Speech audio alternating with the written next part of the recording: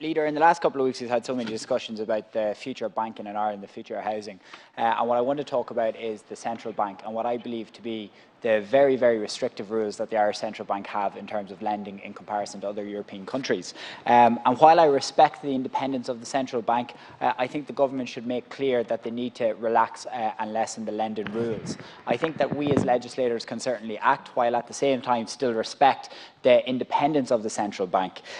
Because there's so many people in their late 20s and early 30s who are trying to buy their first home. They're in Dundalk, for example, they're paying €1,200, €1,300, €1,400 a month. In Dublin, they're paying so much more. How can you genuinely expect people to be able to pay that type of rent and then send the same amount of type of rent towards a deposit? Surely that if we were to relax the rules and you can show that you can consistently pay 11, 12, 13, €1,400 in rent, that can go towards a deposit as well. And in the last Dáil, our former TD Noel Rock proposed in one of the first private members' bills in the Dáil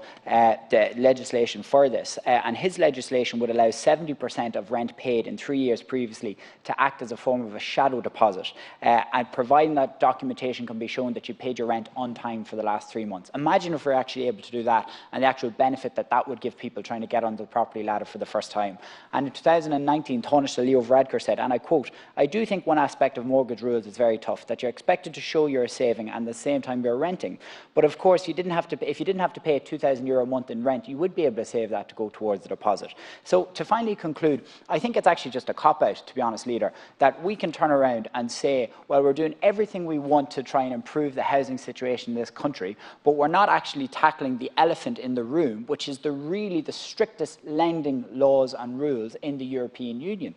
So I really think, like, if we're going to stand here in this House and talk about solutions to the housing crisis, we have to at least try and engage with the central bank to say, and to summarise it and finish it up, to say, if an individual in their late 20s or early 30s is paying 11, 12, €1,300 a month in rent and consistently pay that, surely they can pay a mortgage at the same price.